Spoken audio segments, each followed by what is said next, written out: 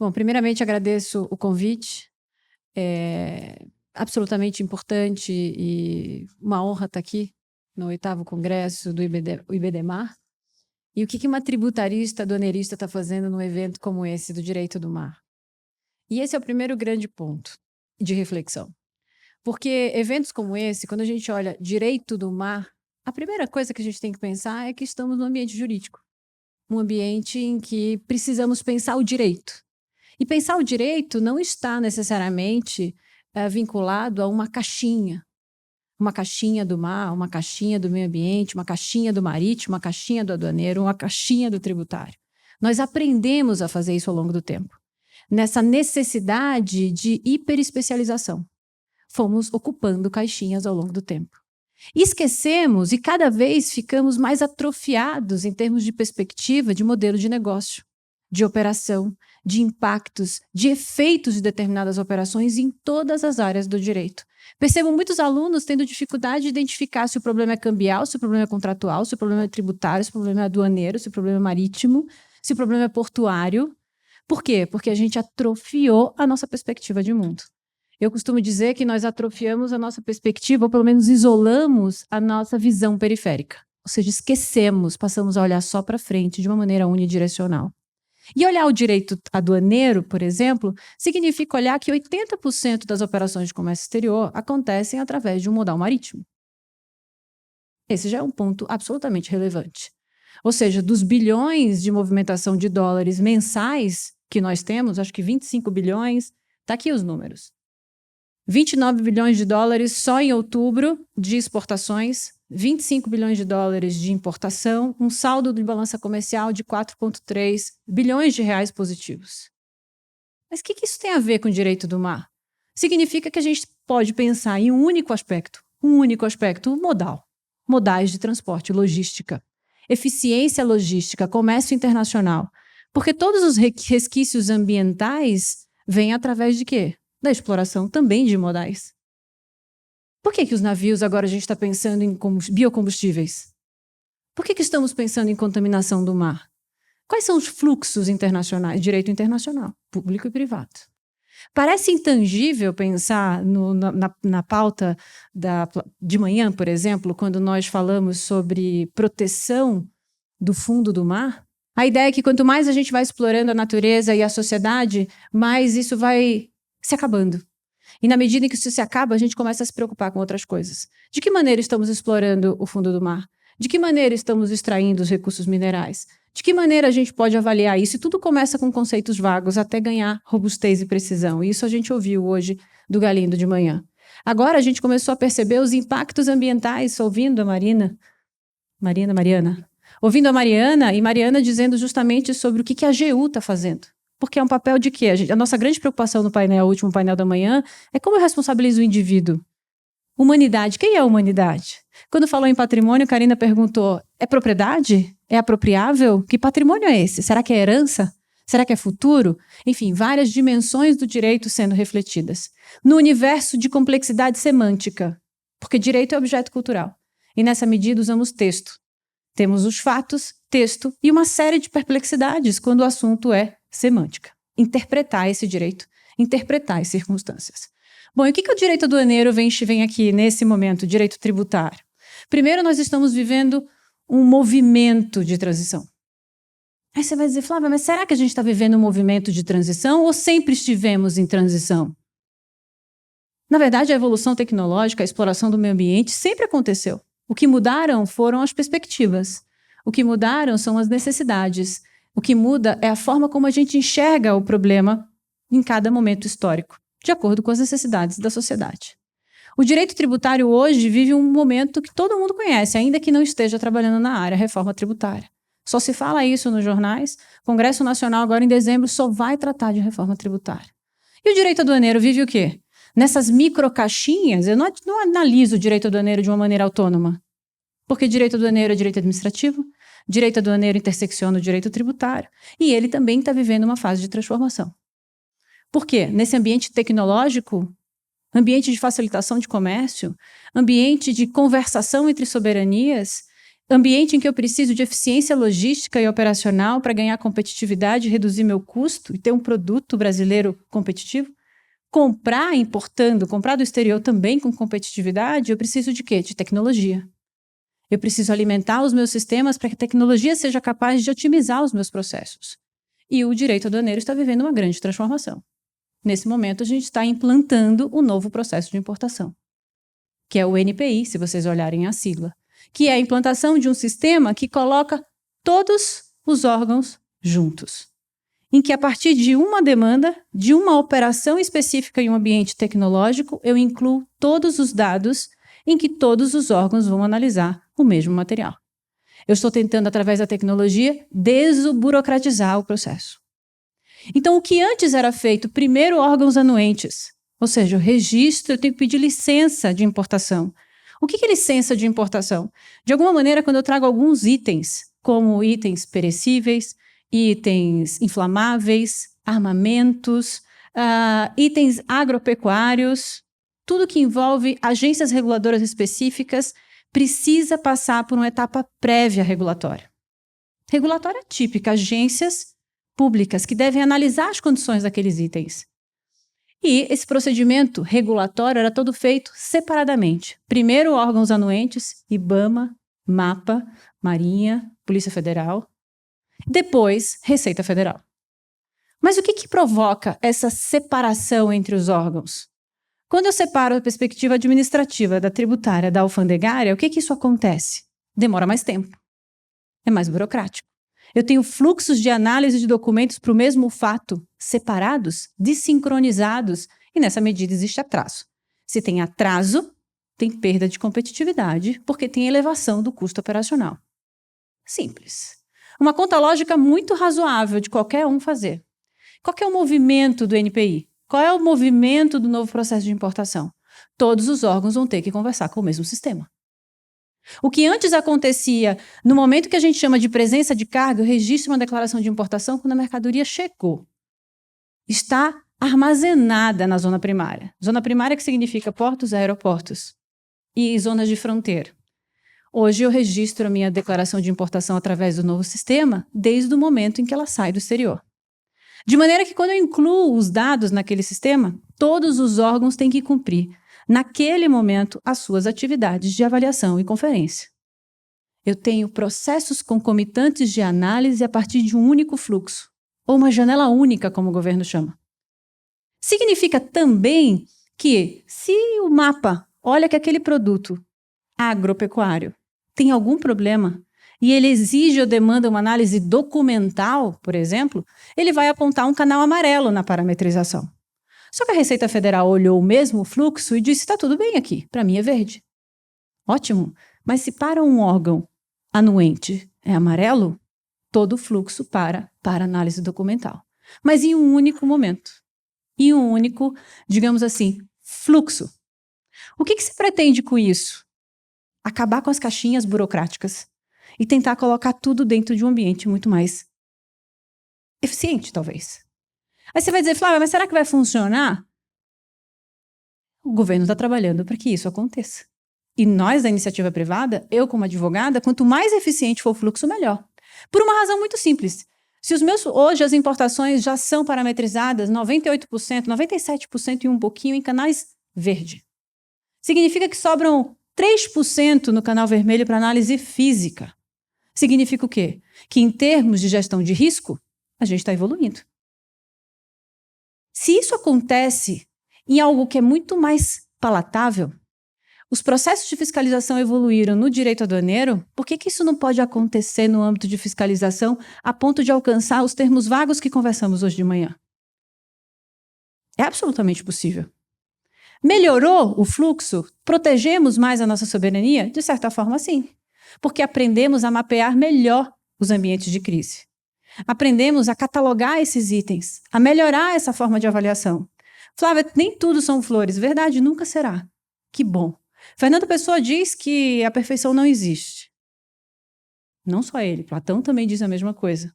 Esses ideais são inatingíveis. E o que a gente precisa, o que a gente ama de algum modo se a perfeição não existe? A ideia de aproximação.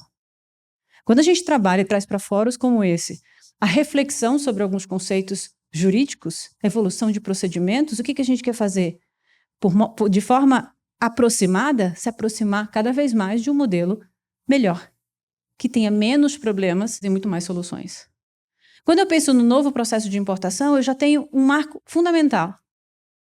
E aí esse marco fundamental, que é uma janela única para eu prestar todos os dados, que vai ser submetidos a todos os órgãos que fiscalizam, controlam o fluxo de mercadorias, bens materiais no Brasil, dentro das nossas fronteiras, o primeiro impacto é, ok, esse fluxo já começa a acontecer no transporte marítimo, no transporte, enfim, aéreo, independente do modal, no momento em que eu incluo os dados no sistema. Eu incluo os dados no sistema. Qual que é o fluxo, para quem não conhece o direito aduaneiro? Eu incluo os dados no sistema, no portal único. Esses dados, quando estão completamente igual a declaração de imposto de renda, você presta todas as informações, ele automaticamente gera o tributo a pagar. Esse é o momento que o direito tributário se conecta com o direito aduaneiro. Por quê? Porque as operações de comércio exterior são tributadas. A importação, em especial, é tributada. Então, quando eu presto todas as informações que são necessárias para todos os órgãos, na sequência, o meu próprio sistema já identifica a quantidade de crédito tributário. Para eu evoluir, para eu registrar esse meu documento, ele tem que fazer um débito automático, tem que ter saldo na minha conta bancária. E ele faz a liquidação desse crédito tributário e o meu processo evolui para a parametrização. Parametrização nada mais é do que como o sistema faz um diagnóstico através de inteligência artificial, como ele faz um diagnóstico das condições documentais. A primeira análise é matemática, é lógico-matemática. Todos os dados que eu preencho no sistema são dados numéricos. Ah, mas tem o nome da minha empresa. Claro, você colocou o CNPJ e ele preencheu em caracteres alfanuméricos, mas ele lê número. Toda tecnologia lê matemática. Quando, dependendo das situações de gerenciamento de risco, aquilo que foi determinado como problema a ser observado, ele vai conduzir você para um ambiente de conferência, um ambiente livre, de fluxo livre, que é o canal verde. Ele pode colocar você no universo de conferência documental, ou ele pode levar você para uma conferência vermelho, canal vermelho, em que a sua mercadoria tem que ser aferida fisicamente. Por que é importante e como que está esse NPI hoje? Esse NPI hoje não está 100% funcionando para todos os modais. Ele, a partir de outubro desse ano, ele passou a ser obrigatório para o modal marítimo. E não só para o modal marítimo, para alguns regimes aduaneiros especiais. Repetro é um deles, que é um dos sistemas com o qual eu mais trabalho desde que eu fundei meu próprio escritório de advocacia. E por que um fluxo? Porque cada um desses modais demanda uma complexidade de gestão diferente.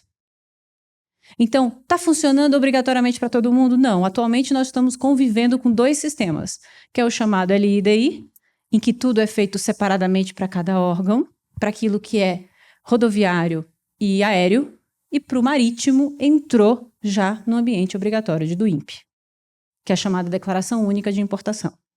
Nós já transformamos todo esse fluxo de exportação ali em 2018 para esse ambiente de declaração única de importação.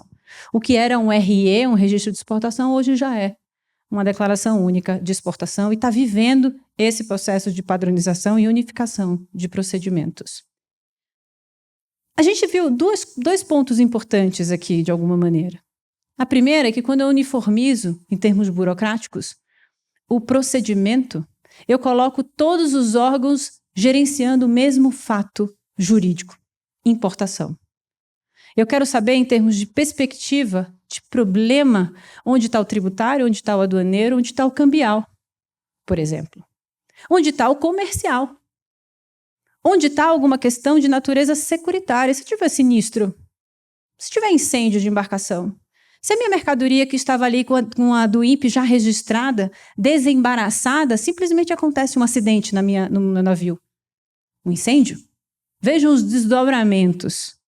Por que eu falo tudo isso? Porque, para mim, a gente tem que observar o mundo, os modelos jurídicos, as operações, de ponta a ponta. A gente precisa voltar a olhar para o direito, para as operações, com uma extensão, para eu conseguir fazer negócio melhor, para eu conseguir ter linguagem para falar com o meu cliente, para eu conseguir perceber que talvez o grande pulo do gato no novo processo de importação esteja na regra que diz que eu posso optar ou não em pagar o tributo esses novos aqui da reforma tributária, no momento que eu registro ou depois. Fluxo de caixa. Se não era relevante observar estratégia financeira antes, hoje é. Hoje é importante que os advogados tenham mais habilidades do que eles tinham antes.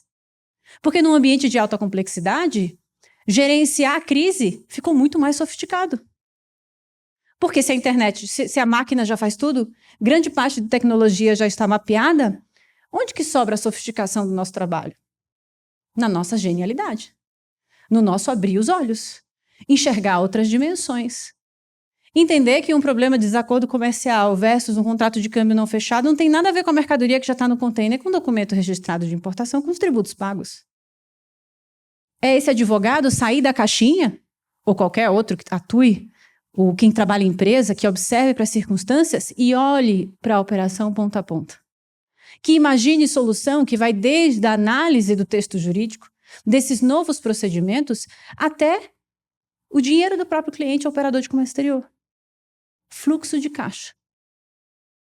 Por que ele vai pagar o tributo antes ou pagar depois? Porque eu vou recomendar se isso acontecer. Por que ele vai registrar a DI, agora do INPE, lá na saída do porto de origem, ele não vai esperar chegar e ter presença de carga? Porque a mercadoria pode chegar e ele está com a mercadoria completamente desembaraçada, antes mesmo dele ter chegado no Brasil. Significa que houve economia de quê? De armazenamento. Ele não vai precisar mais armazenar em zona primária, porque ele vai desembarcar e vai sair. E os terminais que vivem disso? Aí é uma outra página. Mas e a economia financeira? Quanto menor o custo, maior a competitividade. Isso mora onde? Ah, Flávia, com a ampliação da tecnologia, essa uniformização, essas janelas únicas, o direito aduaneiro vai desaparecer. Vai sobrar nada para o advogado. É muito pelo contrário.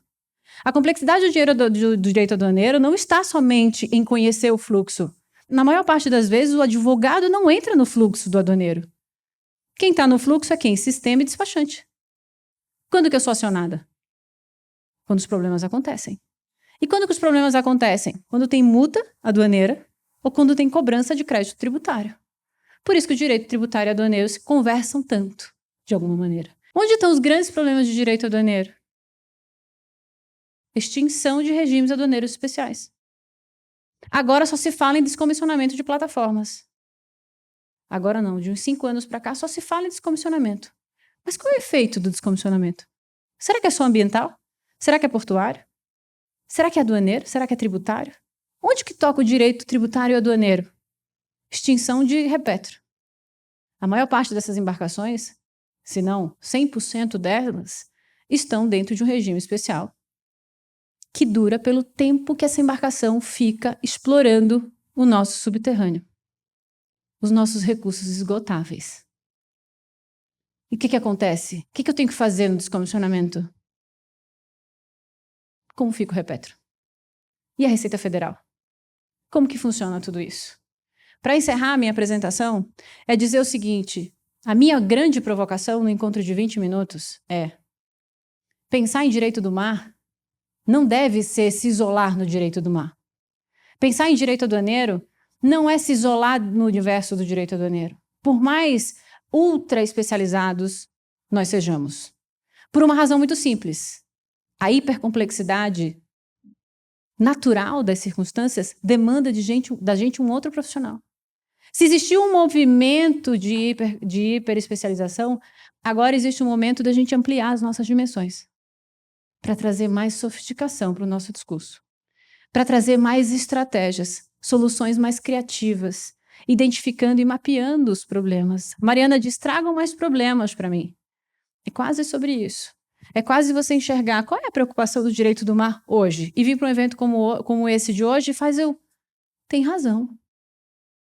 O fundo do mar.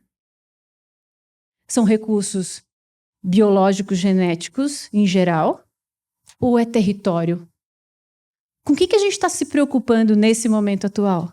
Mas e indo mais além? Meio ambiente, tais dos mexilhões. O que era arrancar uma árvore, resolver um problema no quintal, deixou de ser. Nesse ambiente de complexidade, a gente vai ampliando o nosso detalhamento. E por isso que a minha provocação é: olhem o direito aduaneiro. Olhem o comércio exterior. Identifiquem como funcionam as operações de importação e exportação. Percebam a valorização ou a importância do transporte marítimo nesse universo. Entendam o que a reforma tributária está fazendo para esse fluxo. E quais são as consequências dessa maximização de custo tributário que vai acontecer agora. Quais são as oportunidades em termos de visibilidade estratégica? Eu vou ter que falar do meu cliente de fluxo de caixa? Se é melhor ele pagar agora ou depois? Quais são as consequências, quais não? Vai ser nesse momento que a gente vai ter que pensar. E aí os desdobramentos inúmeros, até para a gente ter condições de dizer qual é o especialista que o meu cliente tem que procurar. Mas tudo isso amplia a nossa perspectiva, a nossa visão de advocacia. Amplia a nossa visão do direito. Onde mora o direito administrativo? Onde moram os regimentos internos? Muitos dos contenciosos não são só judiciais. Muito pelo contrário, é administrativo. Por tudo isso, nesse painel mesclado, esse painel que tem direito aduaneiro, meio ambiente, que tem agora direito do mar, é a provocação para dizer, estamos no ambiente em que o nosso conjunto é o direito. E a gente tem a obrigação de, em algum momento, sair das nossas caixinhas para olhar essas dimensões e conseguir, no mínimo, fazer um diagnóstico do que se trata. Que problemas são esses? Onde mora as minhas oportunidades de trabalho? Onde mora o crescimento da minha advocacia? Qual é a dimensão que eu vou buscar, que eu vou procurar? Para onde eu vou olhar ou devo olhar? Se a gente estiver no universo de limitação, a gente atrofia as nossas habilidades de enxergar as coisas. E aí, talvez o tempo vai passando e se a gente não faz as coisas diferentes, dificilmente coisas diferentes acontecerão nas nossas vidas. Muito obrigada.